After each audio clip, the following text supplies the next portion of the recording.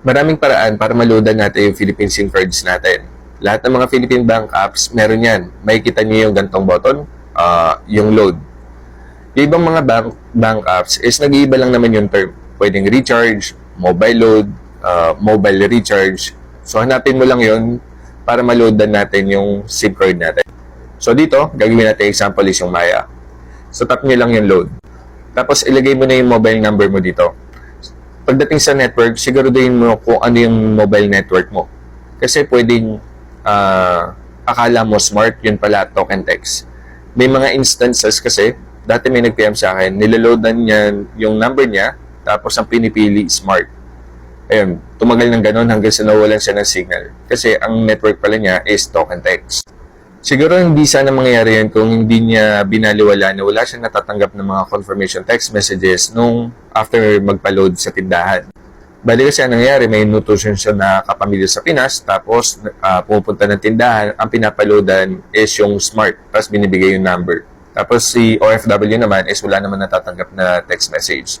Tapos since alam niya na naloadan, naging kampante siya na okay lang yung SIM card niya. Tapos, ayun, bigla na lang na-deactivate dahil nga matagal nang walang load. Anyway, so piliin mo na yung network mo dito, tapos tuloy na tayo. Tapos, pili ka na lang kung magkano yung load na gusto mo. Depende sa paggagamitan mo. Kung gusto mong makareceive ng tawag galing Pinas, kailangan mo mag-load ng 100 pesos pataas. Tapos, lahat ng mga tawag na dadating sa'yo, pag sinagot mo, ikaw yung sisingilin.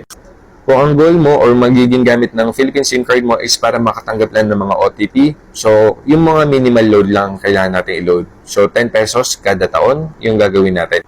Tapos pili ka na lang kung anong account yung gagamitin mo sa pagbayad ng load na to. So ang pinili ko dito is yung Maya Credit. Pwede rin yung Maya Savings. Kung Maya Savings, 10 pesos lang yung babayaran natin.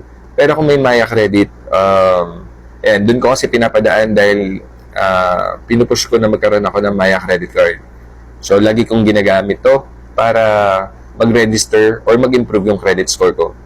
So, ang problema lang dito is 10.2 pesos pero magkakaroon ng pataw na 0.71 na service fee.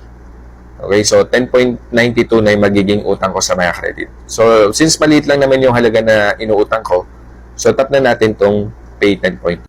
Tapos, ayan, successful na agad yung pag-load natin ng Philippine SIM card. Para ma-monitor natin yung kung pumasok na yung load dun sa SIM card natin, mas maganda, install mo yung app ng network mo. Sa case ko, Globe ako. So, Globe One app. Tapos, ayan, naglagin lang tayo. Pumasok na yung 10 pesos na load. Tapos, dito natin titignan kung kailan mag-expire yung load natin na to. So, bago mag-April 17, 2027, kailangan loadan na ulit natin ng 10 pesos para mapanatili natin na active yung SIM card natin na to.